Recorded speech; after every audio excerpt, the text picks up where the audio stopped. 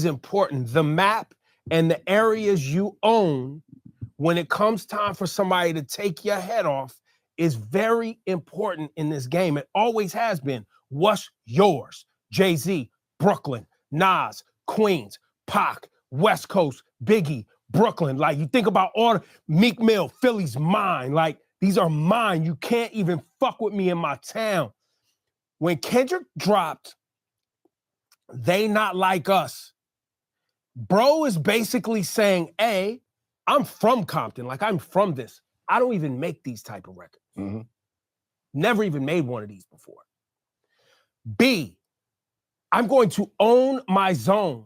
Literally, I'm going to provide my backyard where I live, where my family's cousins, where I went to school, with a soundtrack for this beef right here. Defending my home I'm going to put a flag down to defend my home turf.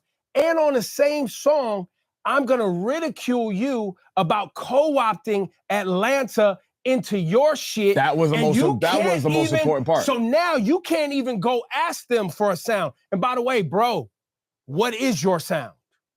What is yours? What do you own? Is what Kendrick, I feel, is asking on his song, because this is what I own. Can I be honest with you? I feel like Drake's biggest lyrical misstep in this whole battle was the line about you always acting like we're about to free the slaves.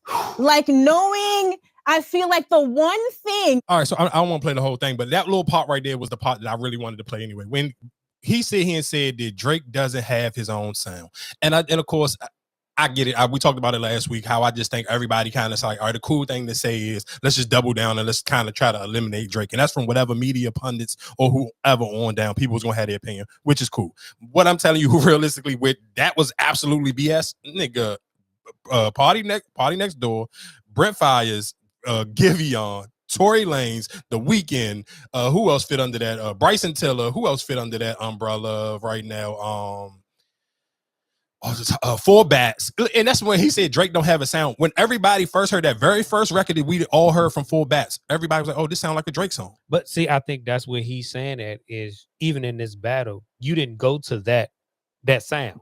What they saying is, how I can't go to that sound in a rap battle? You're right. You can't go to that sound. But even when he said that, we want to hear you sing the melodies. I fell in love with Drake when he was singing the melodies. That's why I said I feel like, because when you think about it, yes, he does have a sound, and even that whole Canadian sound, because The Weeknd and all them are from that same area. They all sound alike with the whole singing and the melodies. Yeah, everybody used to say that Tory Lanez sound like a knockoff Drake, right? So, but that's what I think he's saying is just like, Kendrick don't use that whole West Coast kind of, you know what I'm saying, music tempo or whatever that they, you know what I'm saying, that he used on that last one. And it's just like, I challenge you, but it's like, all right, well, you use a lot of Atlanta slang, this and that in Atlanta. You more, you know what I'm saying, like you got your flow from down there.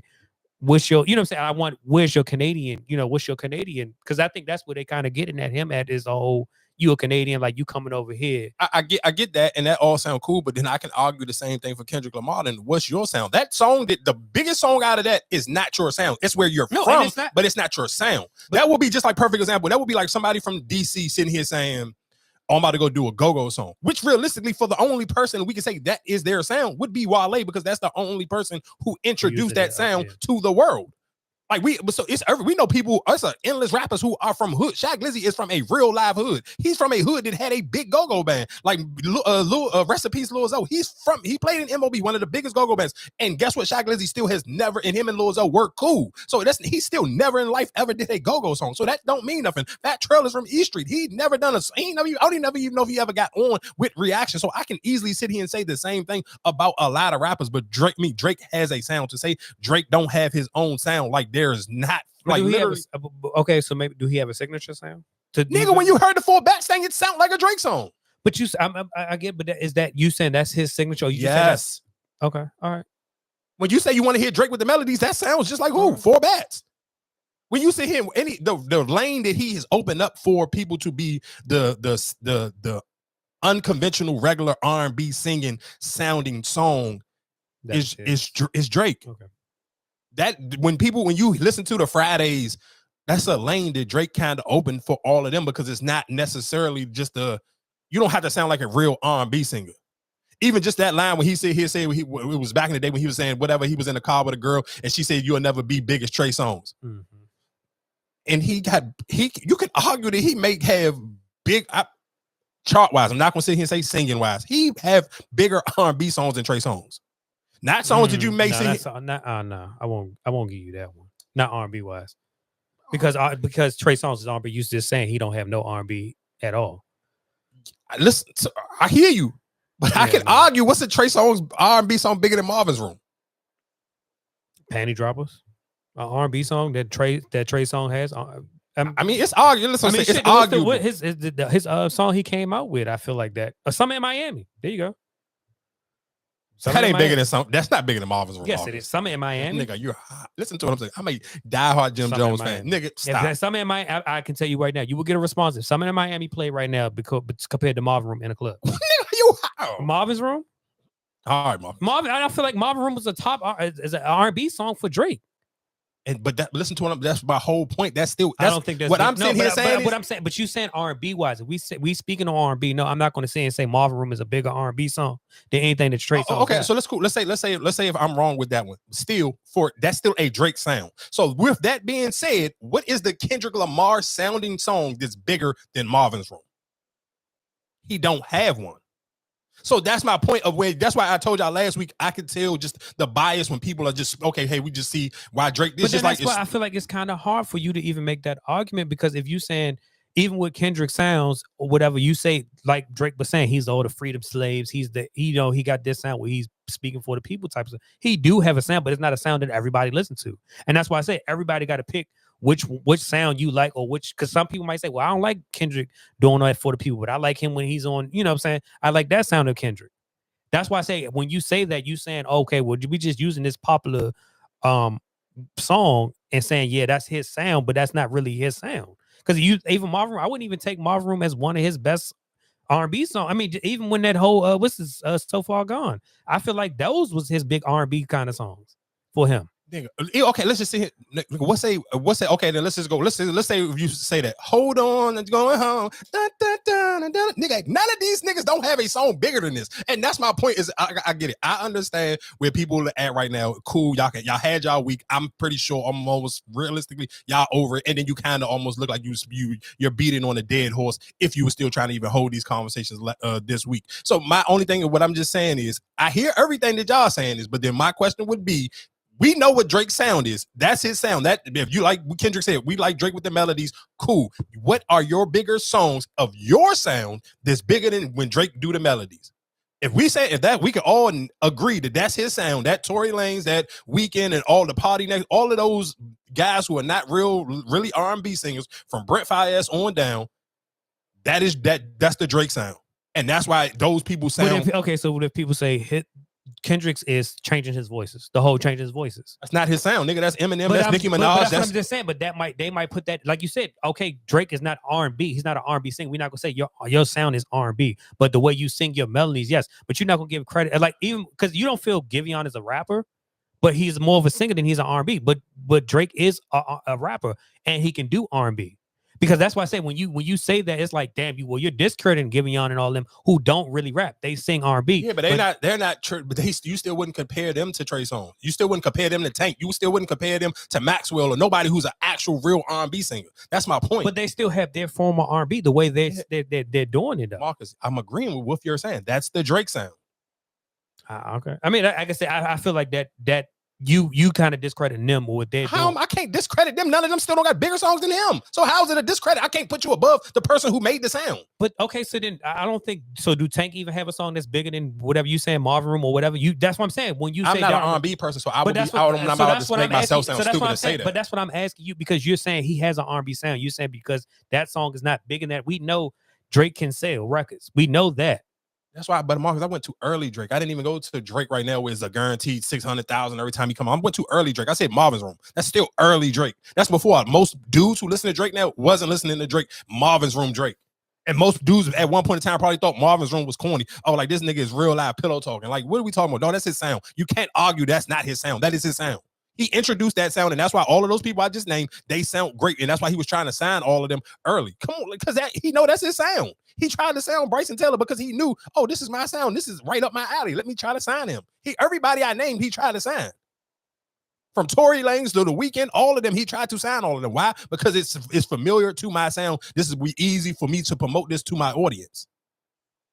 That's my sound. Sorry, I know you niggas don't want to agree, but I hate to tell you, it's a fact. This ain't even almost not even up for debate. You just sitting here arguing just for the sake of argument, which is cool. We on a podcast, but I'm telling you for a fact, that's his sound. He opened the lane for all of them, and that's why realistically, I even got hip to Giveon from that Chicago. What is that? That Chicago freestyle on the Duck Wings demo tape that everybody don't never want to sit here and act like that was garbage that he put out during the pandemic. That's how I got hip to Giveon through that Drake feature. The same way you can sit here and say the same way people got hip through Bryson Tiller because Drake wanted to sign him. This, like, come on, dog. Like, that's his sound. I hate to tell y'all that's his sound. That's the reason why him and Tory Lanez even had their little fake beef for a second. That's his sound, dog. Get over it. It's a huge sound because all of those artists that I'm sitting here and saying are household names. I did not name not one person who runs off of with that Drake sound that is not a household name in hip hop, R&B, and black culture right now. Every last one of them who have used that sound or that sounding round of voice are household names, are torn acts who can go on tours by themselves and are household names. You put Future in there too? Nah, because Future's more of like a because early Future was more like Roscoe Dashky auto-tune type of singing. But I'm saying, but when you that's why I say when you even say that the whole singing melody and the rapping, that's what I'm saying. When Future was Future popping, do you feel like he was using that Drake? No, because I think even the auto to like even if we talk about Turn on the Lights, it sounds like a Roscoe Dash, Travis Scott. It sounds like an Atlanta auto-tune sound. Like that was Atlanta had their own sound for auto-tune. Like it sounded like early Roscoe Dash, early Travis Porter. Who else they really used to play the auto-tune heavy? Roscoe Dash probably, Future was probably the biggest. Travis Porter. It was that whole little black boy, white boy swag. Like, but Future was realistically, he was the cooler one who could do it. He did it better than everybody else. Everybody else who was doing the little singy auto-tune, we talking about the early Twist This too. We talking about that's probably like 2011, 2012. I threw Future in there because even when you go back to the Houston, Atlanta, Vegas song that Drake has, that sounds like something that Future. It sounds like something Future could do, but it don't sound like Future. Okay.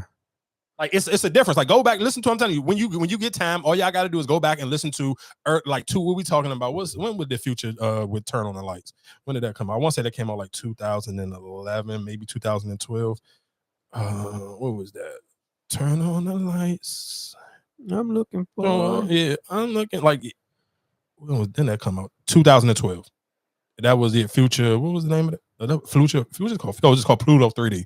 Yeah, just go back and listen to that. That auto tune, even with how he took Rack City from Racks on Racks from YC. It was just that auto tune and that sound was just like an Atlanta auto tune sound. And I realistically don't want to. I can't compare Drake and Future and put Future in that lane with them because a lot of them still really sing. Like when we talking about Marvin's Room, like yeah, we know Drake is a rapper, but that was real live singing. When you talking about Hold On, ain't no rapping on Hold On, I'm Coming Home. That's literally all singing. So it's not. So that's my point. It ain't really no. I'm still trying to remember the Marvins Room. How like when he was singing on it for real. We can't play it because we're on YouTube, but you just got to go back and listen to it. But we can take you can even if you want to take Marvin's Room out and just hold on. We going home like nigga. Nah, come on, dog, stop. Y'all gotta cut the jokes. Like, come on, though. Like I said, I get it. Last week it was cool. Like I said, like I told y'all, the weeks moving on, we gotta speak on other music, like the Chief Keefs, the Gunnas, and whatever the case may be. All right, I need to figure out where y'all at with it now. Let's talk about other music now. Let's kind of really get in your music bag and let me hear what y'all talking about. And I ain't gonna lie to you, the Gunna project was, oh man, Gunna, I ain't gonna lie to you, dog. You was kind of like Mideast. Ooh. Oh yeah, a big conversation that of course was going on over the week, and I'm sure most of y'all have chimed in or seen it. It was the young man who he was a school teacher and he was allowing the kids to braid his hair.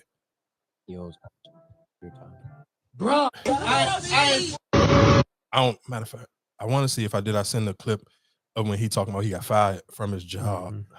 I sent it. Oh, I know you sent it to me. Well, anyway, he basically, a long story short, anyway, it was a school teacher.